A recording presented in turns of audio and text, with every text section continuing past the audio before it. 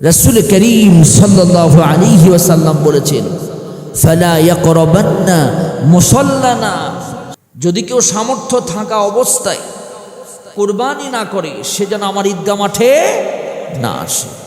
লায়ালি নাআশ, আল্লাহ বলেছেন 10 রাত্রির কসম, যা জোর যা বেজোর রাত, এই রাত্রির কসম করেছেন। মুফাসসিরিন ইকরাম বলেছেন, হযরতে জাবের রাদিয়াল্লাহু তাআলা আনহু বলেন, আশার দ্বারা আল্লাহ রাব্বুল আলামিন ঈদুল আজহার প্রথম 10 দিনকে বুঝিয়েছেন। সুবহানাল্লাহ পড়েন। ওয়াল উইত্র দ্বারা আল্লাহ পাক আরাফার দিনকে বুঝিয়েছেন। বিতির হচ্ছে আরাফার দিনকে বুঝিয়েছেন। ওয়াশাফি দ্বারা নাহারের দিনকে বুঝিয়েছেন, কুরবানির দিনকে বুঝিয়েছেন। আল্লাহ রাব্বুল আলামিন সূরা হজ্জের 28 নম্বর আয়াতে কারিমায় আল্লাহ বলেন, ওয়াযকুর ফি আইয়ামিম মা'লুমাত, আল্লাহ পাক বলেছেন এই নির্দিষ্ট দিন যখন তোমাদের মাঝে আসবে তোমরা এই নির্দিষ্ট দিনে তোমরা জিকির করবে, তোমরা আল্লাহকে বেশি বেশি স্মরণ করবে। ওয়াযকুর ইসমাল্লাহি ফি আইয়ামিম মা'লুমাত, এই দিনগুলো আসলে তোমরা জিকির করবে। তাহলে এই 10 দিনের কি আমল আমাদেরকে আল্লাহ পাক দিয়েছেন। আব্দুল্লাহ ইবনে আব্বাস রাদিয়াল্লাহু তাআলা আনহু থেকে বর্ণিত, আবু দাউদ শরীফে 2438 নম্বর হাদিস, বুখারী শরীফে 969 নম্বর হাদিসে এই দিনগুলোর কর্মসূচি আল্লাহ পাক দিয়েছেন। এই দিনগুলোর ভিতরে সবচাইতে শ্রেষ্ঠ দিন হচ্ছে আরাফার দিন, এবং এই 10 দিন আল্লাহর কাছে এত প্রিয়, আল্লাহ পাক এই 10 দিনের কসম খেয়েছে। তার মানে এই 10 দিন অত্যন্ত গুরুত্বপূর্ণ দিন। এই 10 দিনের একদিন কেউ যদি রোজা রাখে আল্লাহ রাব্বুল আলামিন তাকে 1 বছর রোজা রাখার সওয়াব দান করবেন। তবে নাহারের দিন, কুরবানির দিন রোজা রাখা হারাম। 5 দিন রোজা রাখা হারাম, তার ভিতরে কোরবানির 3 দিন, কোরবানি যেদিন পরের দিন তারপরের দিন, এই 3 দিন রোজা রাখা হারাম। এই 3 দিন রোজা রাখা যাবে না, 5 দিনের ভিতর অন্যতম 3 দিন। এই 3 দিনের, এই 10 দিনের গুরুত্ব বুঝাইতে গিয়ে রাসূল করিম সাল্লাল্লাহু আলাইহি সাল্লাম জাবের রাদিয়াল্লাহু তাআলা আব্দুল্লাহ ইবনে আব্বাসের হাদিসের ভিতরে বর্ণনা করেন, প্রতি রাতের নামাজে আল্লাহ রাব্বুল আলামিন কদরের রাতের নামাজের সওয়াব দান করেন। জিলহজ মাসের 10 দিনের প্রত্যেক রাত্রের নামাজে, নফল নামাজে আল্লাহ পাক লাইলাতুল কদর নামাজের সমান সওয়াব আল্লাহ বান্দার আমল নামায় দান করে দেন। একটু জোরে বলেন সুবহানাল্লাহ। এখন কি করণীয় আমাদের? আমি কয়েকটা করণীয় আপনাদেরকে বলবো। প্রথম নাম্বার করণীয় হচ্ছে অধিক পরিমাণ জিকির করা।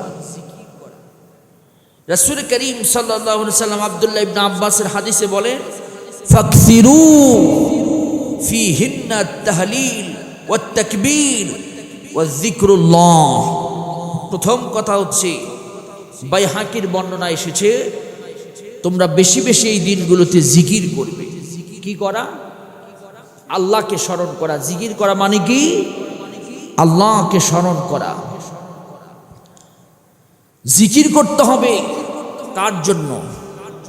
সবাই একটু কথা বলবেন, কার জন্য? আল্লাহ পাকের জন্য। 2 নম্বর আমল হচ্ছে কি জিকির করবেন। এখন জিকির তো অনেক রকম। জিকির মানে অনেকে লাফালাফি বোঝে, জিকির মানে চিল্লাচিল্লি বোঝে অনেকে। হাদিসের ভিতরে এসেছে সুবহানাল্লাহ ওয়ালহামদুলিল্লাহ লা ইলাহা ইল্লাল্লাহু ওয়াল্লাহু আকবার, এটা হলো উত্তম জিকির। সুবহানাল্লাহ পড়েন। এই কয়দিনে তাহলিল ওয়া তাকবীর, এই কয়দিন তাকবীর পড়তে হবে। তাকবীর কি? আল্লাহু আকবার, আল্লাহু আকবার, লা ইলাহা ইল্লাল্লাহ, ওয়াল্লাহু আকবার, আল্লাহু আকবার, ওয়ালিল্লাহিল হামদ। সবাই পড়েন তো, আল্লাহু আকবার, আল্লাহু আকবার, লা ইলাহা ইল্লাল্লাহ, ওয়াল্লাহু আকবার, আল্লাহু আকবার, ওয়ালিল্লাহিল হামদ। এই তাকবীর আপনারা বেশি বেশি 10 দিন উচ্চারণ করবেন। আল্লাহ তৌফিক দান করুন। সবাই বলেন আমিন। আর একটা জিকির করবেন, লা ইলাহা ইল্লাল্লাহু মুহাম্মাদুর রাসূলুল্লাহ। এই কয়েকটা জিকির আপনারা বেশি বেশি করবেন 10 দিন। আল্লাহ তৌফিক দান করুন, বলেন আমিন। জিকিরের আরেকটা অর্থ হচ্ছে গুনাহ বর্জন করা। যেহেতু এই 10 দিন, এই মাস আল্লাহর কাছে সম্মানিত, আল্লাহ বলেন যে এই মাসে নিজের উপরে নিজে জুলুম করা যাবে না, গুনাহ করা যাবে না। পারতপক্ষে গুনাহ থেকে নিজেকে দূরে রাখতে হবে। আল্লাহ তৌফিক দান করুন, বলেন আমিন। এরপরে 2 নম্বর আমল হচ্ছে নেক আমল বেশি বেশি করতে হবে। সওয়াবের কাজগুলো এই 10 দিন, জিলহজ মাসের 10 দিন সওয়াবের কাজগুলো আমাদেরকে বেশি বেশি করতে হবে। নেক আমলগুলো আমাদেরকে বাড়াতে হবে এই 10 দিন। কারণ আল্লাহ পাক বলেন, ইন্নাল্লাযীনা আমানু ওয়া আমিলুস সালিহাত কানাত লাহুম জান্নাতুল ফিরদাউসি নুজুলা। জোরে বলেন সুবহানাল্লাহ। আল্লাহ বলেন, যাদের 2টা কোয়ালিটি থাকবে আমি তাদেরকে জান্নাত দিব। 1 নম্বর হচ্ছে ইন্নাল্লাযীনা আমানু, যারা ঈমান আনবে, ওয়া আমিলুস সালিহাত, আর যারা নেক আমল করবে, কানাত লাহুম জান্নাতুল ফিরদাউসি নুজুলা, জান্নাতুল ফিরদাউস আল্লাহ তার জন্য বরাদ্দ করে দিবেন। তাহলে এই 10 দিন আমরা বিশেষ করে, যেহেতু অনেক ফজিলতপূর্ণ 10 দিন, আমরা বিশেষ করে বেশি বেশি নেক আমল করব। নাম্বার 3 হচ্ছে গুনাহ থেকে আমরা বেঁচে থাকব। আমরা গুনাহ পারতপক্ষে না করার চেষ্টা করব। আর গুনাহ হয়ে গেলে আমরা একটা দোয়া পড়ব, রব্বানা ظلمنا أنفسنا وإن لم تغفر لنا وترحمنا لنكونن من الخاسرين। পারবো তো ইনশাআল্লাহ? আমার সাথে আরেকবার ঠোঁট মিলিয়ে মন থেকে বলেন, রব্বানা যালামনা আনফুসানা ওয়া ইল্লাম তাগফির লানা ওয়া তারহামনা লানাকুনান্না মিনাল খাসিরিন। এই দোয়া আমরা বেশি বেশি করব। আল্লাহ তৌফিক দান করুন। সবাই বলেন আমিন। 4 নাম্বার হচ্ছে সামর্থ্যবানদের জন্য এই 10 দিনের হজ। হজ সম্পর্কে বিস্তারিত না বললেও ধারণা দিয়েছি আপনাদেরকে, কারণ হজের পার্টটা তো বিশাল। তারপরেও পয়েন্ট ভিত্তিক আপনাদেরকে ধারণা দিয়েছি। 5 নম্বর আমল হচ্ছে এই 10 দিনের অন্যতম আমল হচ্ছে ইয়াউমুন নাহার, কুরবানির দিন সামর্থ্যবানদের উপরে কুরবানি করা ওয়াজিব। কেউ যদি কুরবানি না করে, রাসূল করিম সাল্লাল্লাহু আলাইহি ওয়াসাল্লাম বলেছেন, ফালা ইয়াকরাবান্না মুসাল্লানা, সে যেন আমার ঈদগাহ মাঠে না আসে।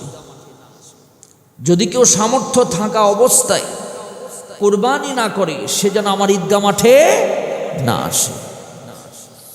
6 নম্বর আমল হচ্ছে এই 10 দিনে চুল, নখ, দাড়ি, গোপন অঙ্গের পশম এগুলো কাটা যাবে না।